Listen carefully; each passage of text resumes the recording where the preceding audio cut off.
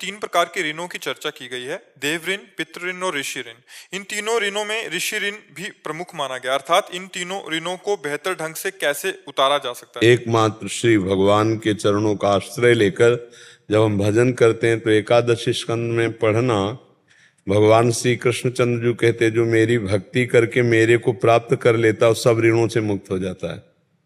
नहीं, जो ऋषि ऋण है वो गुरु ऋण है, जो मातृ पितृ ऋण है उनका उद्धार करना है। तीनों बातों की पूर्ति भगवान के भजन से हो जाती है। अगर हम किसी महापुरुष को गुरु बनाकर उनके द्वारा प्रदत्त नाम मंत्र जपते हैं और हम भगवत प्राप्त होते हैं तो गुरु ऋण से मुक्त हो गए, पितृ ऋण से मुक्त हो गए, मातृ ऋण से मुक्त हो गए।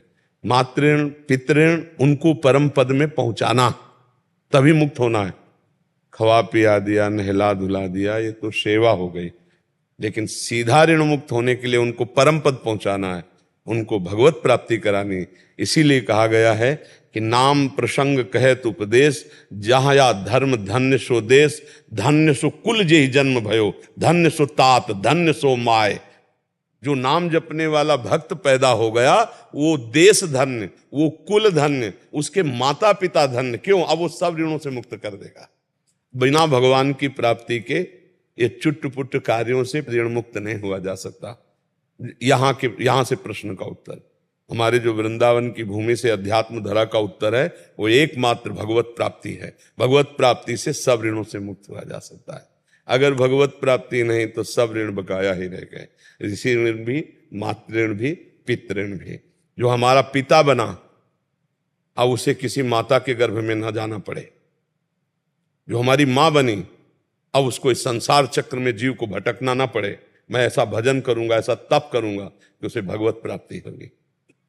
माता पिता और गुरु और देव ऋण और राष्ट्र ऋण और समाज ऋण, समाज का भी ऋण, सब ऋणों से मुक्ति भगवान के भजन मात्र से होती है।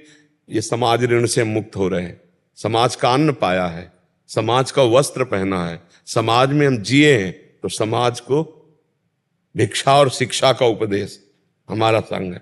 माता पिता तो गए ही परम पद, और गुरु ने जो मंत्र दिया है उस मंत्र के प्रभाव से भगवत प्राप्ति हमें हो जाएगी तो हम गुरु ऋण से मुक्त हो जाएंगे। गुरु का और कोई ऋण नहीं होता, गुरु का ऋण होता है जीव को भगवत प्राप्ति कराना। तो भगवत प्राप्ति के लिए जो हमें मंत्र दिया, जो हमें जीवन दान दिया, कहा मृत्यु तुल्य माया में, तो अब हम भगवत प्राप्त हो गए तो हमारे गुरु ऋण से मुक्त हो गए।